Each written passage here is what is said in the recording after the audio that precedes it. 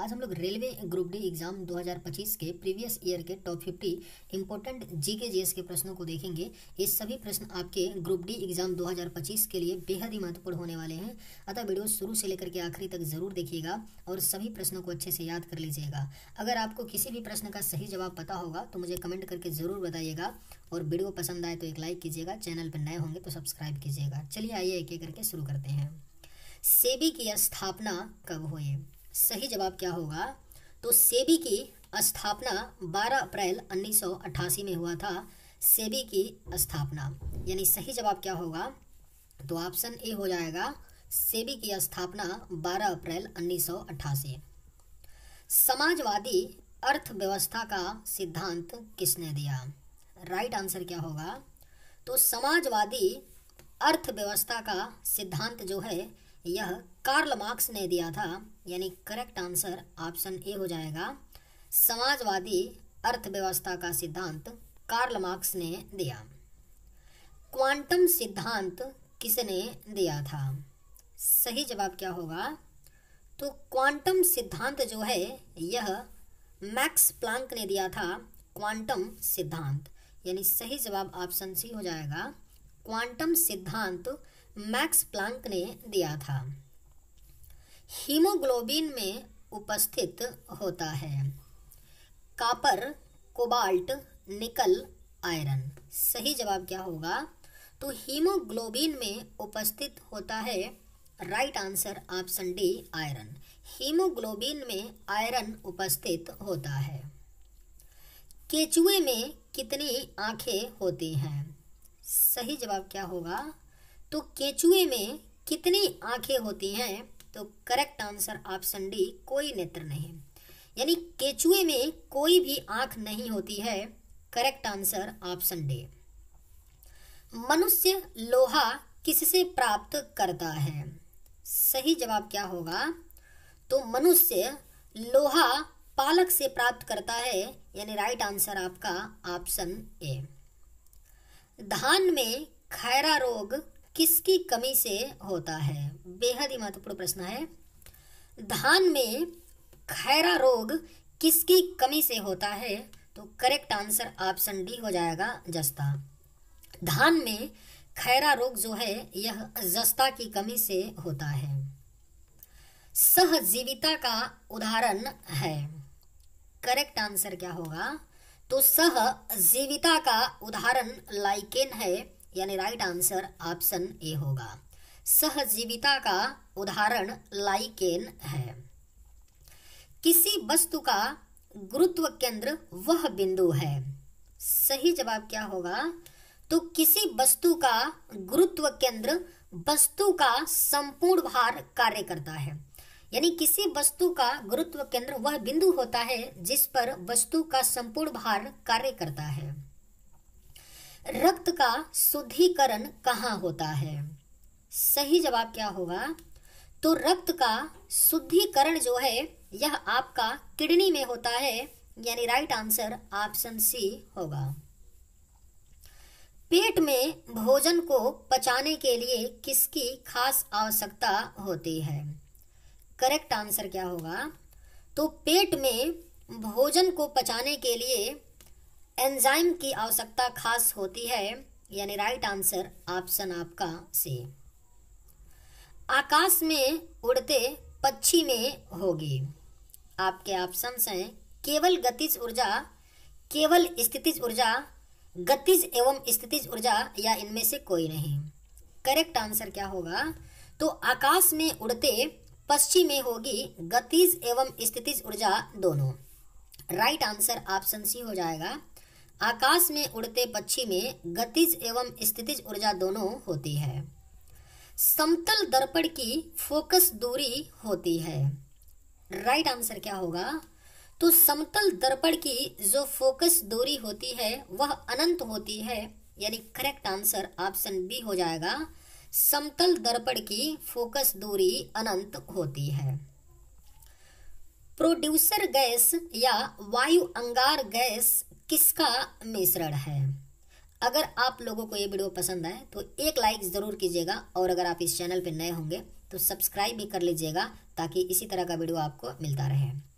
Producer gas या वायु अंगार गैस किसका मिश्रण है? सही जवाब क्या होगा? तो ऑप्शन ए नाइट्रोजन और carbon monoxide gas. Producer gas या वायु अंगार गैस जो है नाइट्रोजन और कार्बन मोनोऑक्साइड गैस का मिश्रण है। अम्लों का स्वाद कैसा होता है?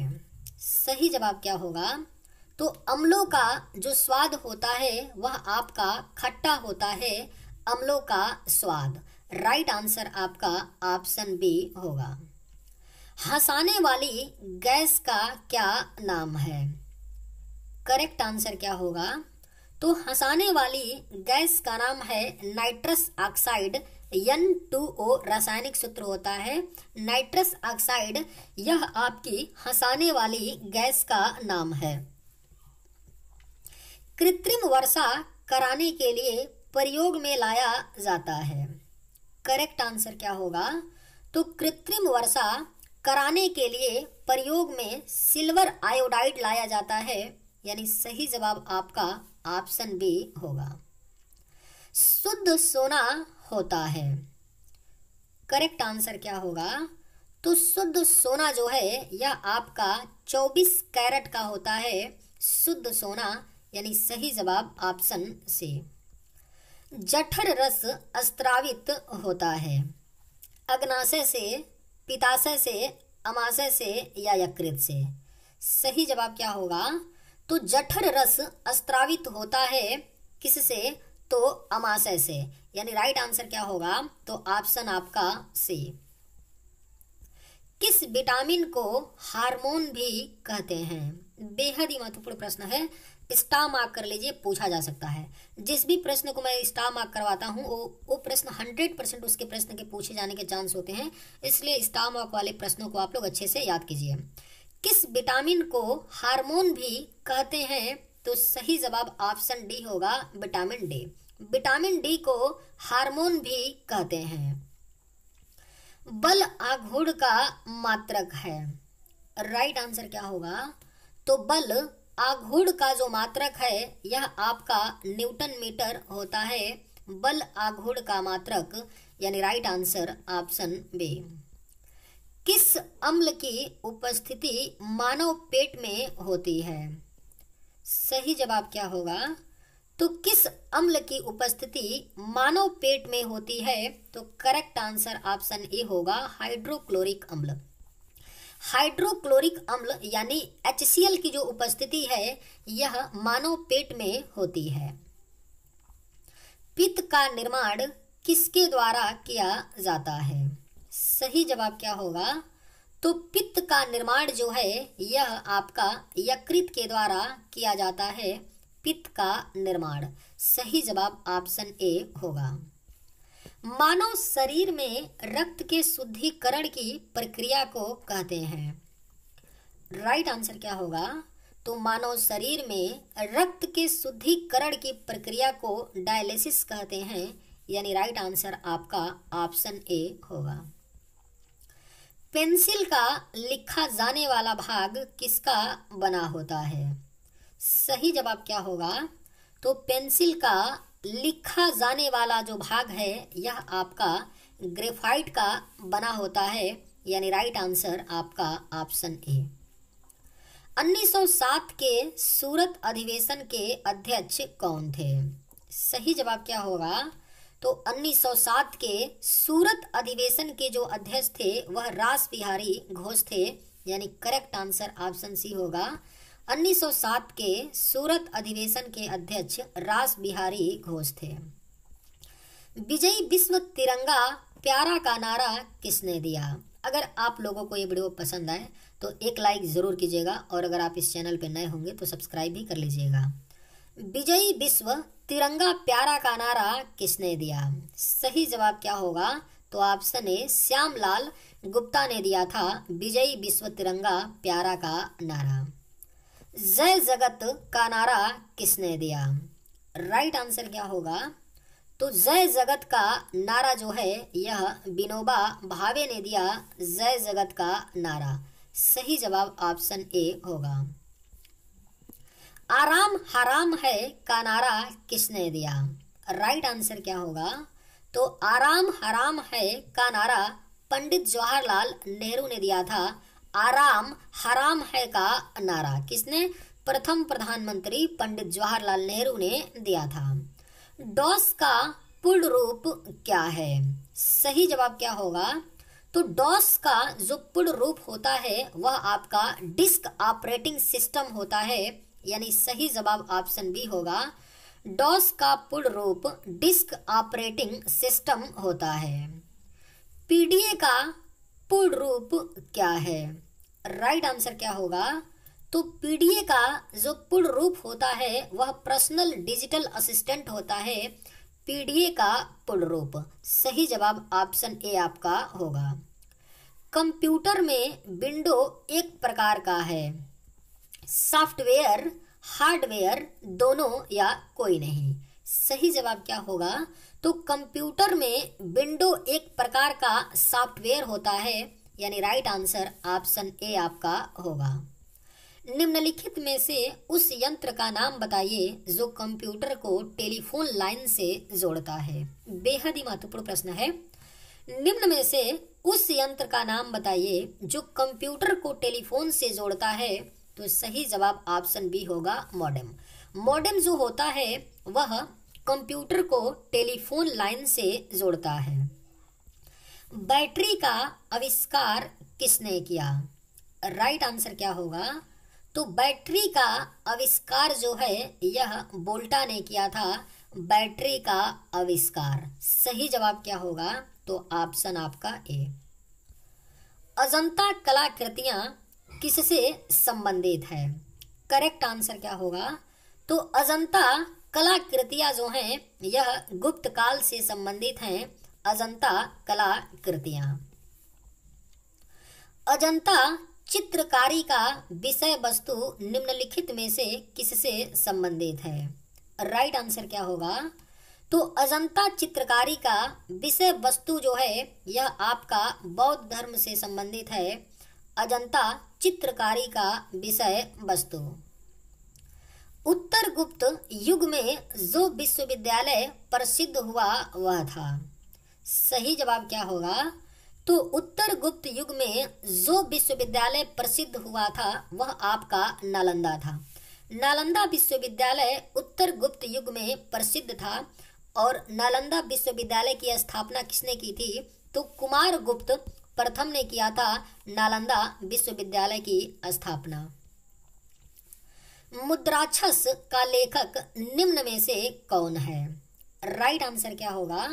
तो मुद्राक्षस का जो लेखक हैं वह आपके विशाख दत्त हैं, मुद्राक्षस के लेखक। राइट आंसर ऑप्शन बी हो जाएगा। मुद्राक्षस के लेखक जो हैं यह विशाख दत्त हैं। बौद्ध धर्म ग्रहण करने वाली पहली महिला कौन थी? राइट आंसर क्या होगा? तो बौद्ध धर्म ग्रहण करने वाली जो पहली महिला थी वह प्रजापति गौतमी थी, यानी राइट आंसर ऑप्शन आपका सी होगा। पानीपत की दूसरी लड़ाई 5 नवंबर 1556 को निम्नलिखित में से किसके बीच हुई थी? राइट आंसर क्या होगा? तो पानीपत की दूसरी लड़ाई जो 5 नवंबर 1556 को हुई थी वह अकबर और हेमू के बीच हुई थी। सही जवाब आपका ऑप्शन डी होगा। मगध की प्रथम राजधानी कौन सी थी? करेक्ट आंसर क्या होगा? तो मगध की जो प्रथम राजधानी थी वह आपका गिरिव्रज या राजगृह थी मगध की प्रथम राजधानी, यानी करेक्ट आंसर ऑप्शन बी होगा। 16 महाजनपदों की सूची उपलब्ध है। आपके ऑप्शंस हैं महाभारत में, अगंतुर निकाय में, संयुक्त निकाय में, छंदोग्य उपनिषद में। सही जवाब क्या होगा? तो 16 महाजनपदों की जो सूची उपलब्ध है वह अगंतुर निकाय में है, यानी करेक्ट आंसर आपका बी होगा। आर्यभट्टियम नामक पुस्तक आर्यभट्ट ने किस भाषा में लिखी थी? करेक्ट आंसर क्या होगा? तो आर्यभट्टियम नामक पुस्तक आर्यभट्ट यह संस्कृत भाषा में लिखी गई थी। आर्यभट्टियम नामक पुस्तक आर्यभट्ट के द्वारा संस्कृत भाषा में लिखी गई थी। भारत में प्रथम विज्ञान पार्क कहाँ निर्माण किया गया था? सही जवाब क्या होगा? तो भारत में प्रथम विज्ञान पार्क जो है यह आपका अहमदाबाद में निर्माण किया गया था, यानी राइट आंसर ऑप्शन सी होगा। सकलो तरापथनाथ किसे कहा गया है? करेक्ट आंसर क्या होगा? तो सकलो तरापथनाथ कहा गया है हर्षवर्धन को। राइट आंसर ऑप्शन ए, सकलो तरापथनाथ हर्षवर्धन को कहा गया है। भारत में सिविल सेवाओं का सूत्रपात किसने किया? बेहद ही महत्वपूर्ण प्रश्न है। भारत में सिविल सेवाओं का सूत्रपात लॉर्ड कॉर्नवालिस ने किया, यानी राइट आंसर ऑप्शन आपका डी होगा। लौह पुरुष के नाम से कौन जाने जाते हैं? करेक्ट आंसर क्या होगा?